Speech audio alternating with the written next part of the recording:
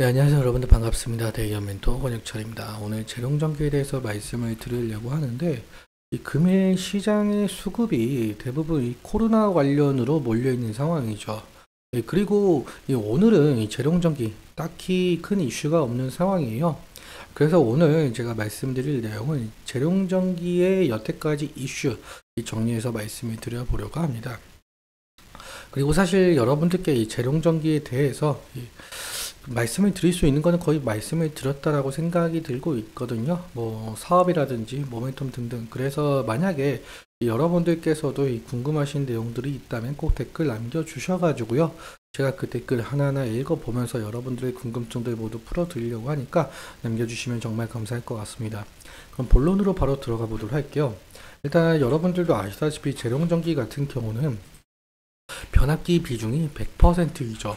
그리고 며칠 전에 이 반기 보고서 나왔었는데 2분기에 1분기보다 더욱더 성장한 모습을 보여준 바가 있었습니다. 이렇게까지 재룡전기가 매출적인 부분과 영업이익 측면에 대해서 성장을 했었던 이유는 이것을 좀 들 수가 있을 것 같은데, 바로 이 북미의 이 전력 인프라망 구축이라고 말씀을 드릴 수가 있을 것 같아요.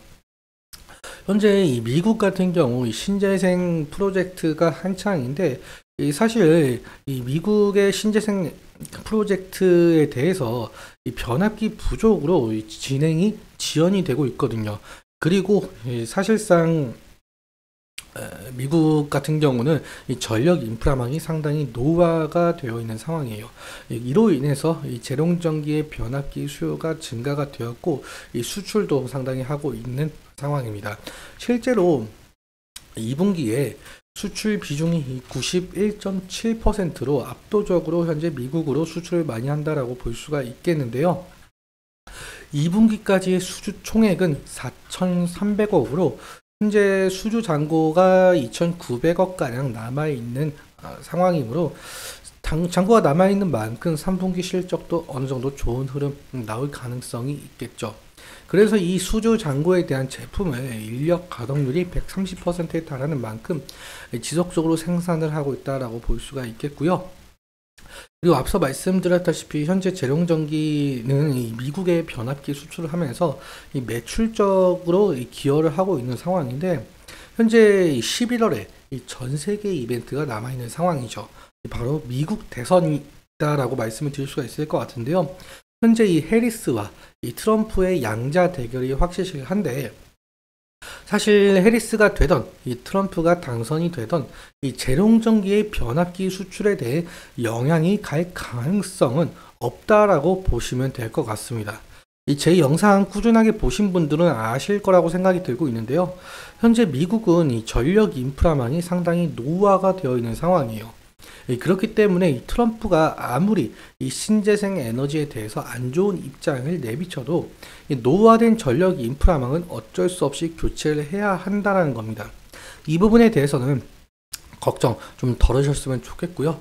그렇다면 기술적인 측면에 대해서 살펴보도록 하죠. 오늘 재룡전기 현재 지금 5% 하락을 하고 있는데요. 시가는 보합으로 시작을 했지만 지금 현재는 마이너스 5% 상황을 보이고 있습니다. 사실 오늘 시장 앞서 말씀드렸다시피 좀 좋지 못한 흐름을 보여주고 있는 상황이요.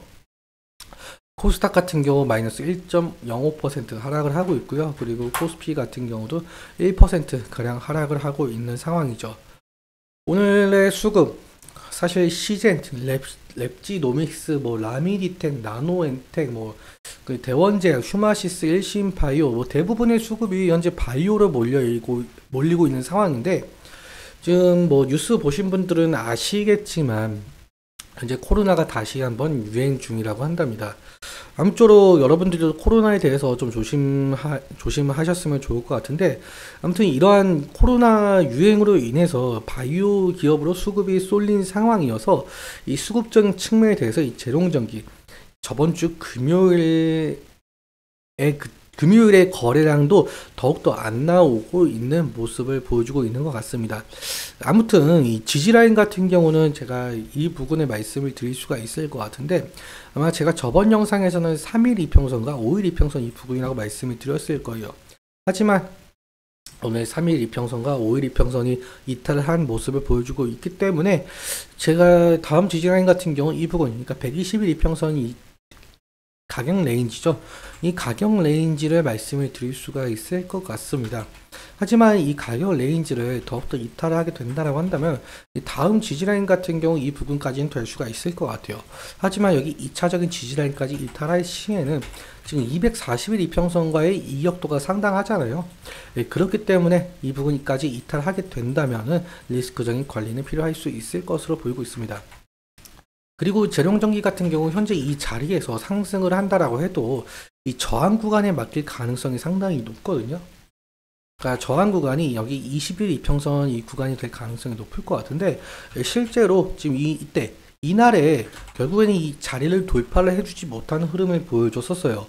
그렇기 때문에 이 저항대를 다시 이 부분 확실하게 돌파를 해준다라고 한다면 이 신고가 부분까지 올 가능성은 상당히 높을 것 같다라는 말씀 드릴 수가 있을 것 같습니다.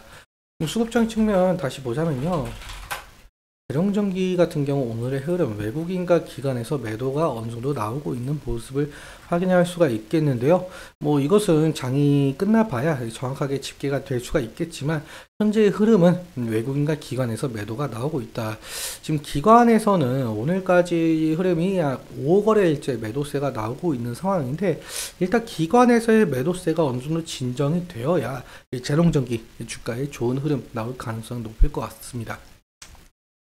일단 외국인 같은 경우 한 달 사이에 매도세가 지금 한 34만 주 정도 나오고 있고 개인은 33만 주 정도 나오고 있는 상황인데 일단 개인의 매수세보다는 외국인의 매수세, 그러니까 정확하게 말하자면 외국인과 기관의 매수세가 좀 두드러지게 나와 주어야 이 재룡전기 좋은 흐름 만들어낼 가능성 높을 것 같습니다. 오늘은 여기까지 말씀을 드리면서 오늘 여러분들께 말씀드렸던 내용들과 차트적인 부분들에 대해서는 제 개인적인 견해가 상당히 있기 때문에 여러분들의 주관적인 견해와 함께 투자를 현명한 선택하셨으면 좋겠고요. 그리고 앞서 말씀드린 대로 여러분들께서 이 재룡전기에 대해서 궁금하신 점이 있다면 꼭 댓글 남겨주시면 정말 감사할 것 같습니다. 오늘도 시청해주셔서 감사하고 지금까지 대이언 멘토 권혁철이었습니다. 감사합니다.